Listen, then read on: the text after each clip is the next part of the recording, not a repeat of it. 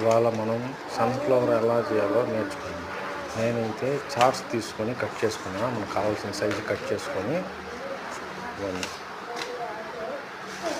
Sunflower లీవ్స్లా cut చేసుకొని cardboard తీసుకొని దానికి అంటించేసుకున్నాను అన్నమాట. మనకు 3 లేయర్లు కనబడితే చూడడానికి బాగుంటుంది. నేనైతే 3 లేయర్స్ పెట్టాను.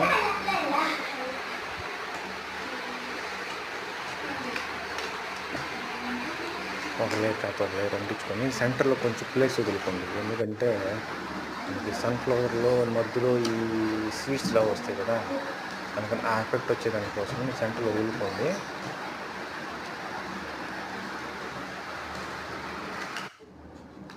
మిగిలిన ఆడ వేస్ట్ పేపర్ ఉంటాయి కదా, రిమైనింగ్ మనం కట్ చేసిన దాంతోనే విధంగా కట్ చేసుకోండి. కట్ చేసుకొని దానికి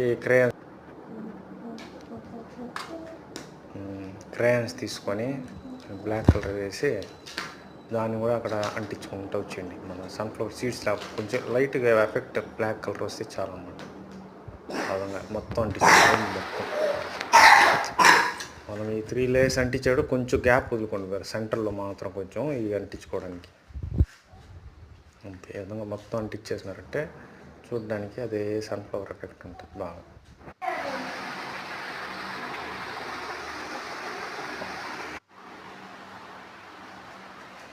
తర్వాత మనకి బౌల్ సన్ఫ్లవర్ అయితే రెడీ అయిపోయింది.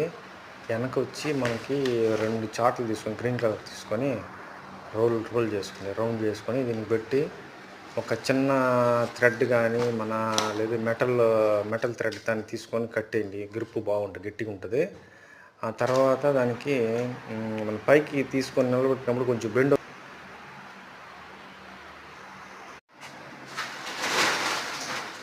కొంచెం బౌల్కి వాటర్ తీసుకోండి. దాంట్లో కొంచెం ఫెవికాల్ కలుపుకొని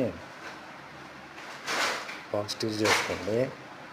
కలుపుకున్న తర్వాత మన టిష్యూ పేపర్స్ ఉంటాయి కదా, ఈ టిష్యూ పేపర్స్ తీసుకొని దాంట్లో అద్ది మనకి ఎక్కడైతే మనం ఈ స్టిక్ అంటించినామో మన థ్రెడ్స్తో కట్టున్నామో ఆ ఏరియాలో కొంచెం ఇది వేసినారంటే మనకు డ్రై అయిపోయిన తర్వాత బాగా హార్డ్ అయిపోతాం అన్నమాట. బెండ్ అవ్వకుండా ఉంటుంది.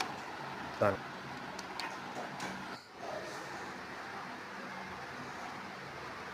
అనమాట ఎక్కడెక్కడైతే కొంచెం వీక్ ఉందో ఆ ఏరియా వేసారంటే డ్రై అయిపోయిందా బాగా ఫుల్ హార్డ్ అవుతుంది అనమాట. స్టిక్ బెండ్ కాకుండా ఉంటుంది.